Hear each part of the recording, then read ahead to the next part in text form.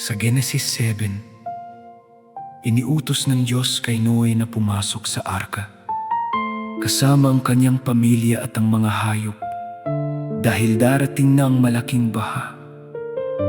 Sinunod ni Noe ang lahat ng iniutos ng Panginoon. Dumating ang baha at tumaas ang tubig hanggang sa matakpan ng buong lupa.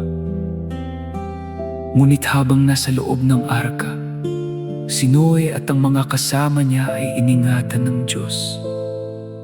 Ipinapakita ng kabanata ang kahalagahan ng pagsunod, pananampalataya, at pagtitiwala sa Diyos kahit hindi natin nakikita ang mangyayari.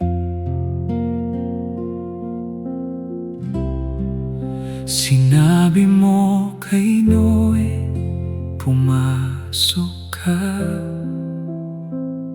sa arka na iyong ipinagawa. Hindi niya alam ang buong mangyayari, ngunit sa iyong salita siya'y naniwala. Isinara mo ang pintuan ng arka, at ang buhay ay iyong iningatan. Sa labas ay rumagasa ang baha, ngunit sa loob ay may iyong proteksyon. Sa loob ng iyong pag-iingat, hindi ako kailangang matakot. Kahit ang unos ay lumakas, ikaw ang aking kanlungan, O Diyos.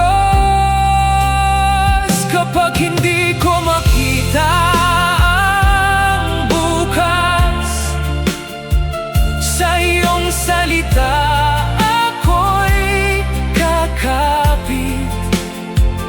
Tulad ni Noe, ako'y susunod, dahil ikaw ay tapat sa iyong pangako. Kapag ang mundo'y nanginginig, kapag ang puso ko'y nangangamba, Panginoon, manatili kang kasama. Ikaw ang aking lakas at pag-asa. Sa loob ng iyong pag-iingat, ang puso ko'y makakatulog. Kahit mataas ang alon ng buhay, ang iyong kamay ay hindi bibitaw. Tuturuan mo akong magtiwala, kahit ang daan ay hindi malinaw. Sa bawat unos, sa bawat luha, ikaw ang aking Diyos na tapat. Sa iyong arka, ako'y mananatili.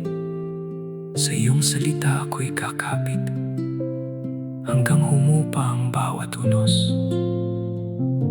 Ikaw ang aking tahanan.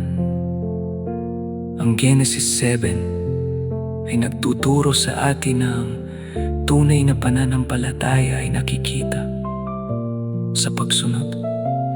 Hindi hinintay ni Noe na makita muna ang baha bago siya maniwala sa Diyos. Sumunod siya dahil nagtiwala siya sa salita ng Panginoon. Sa ating sariling mga unos, alalahanin natin na ang Diyos ay makapangyarihan at tapat. At ang pagtitiwala sa Kanya ay nagbibigay ng pag-asa kahit hindi pa natin nakikita ang katapusan ng bagyo.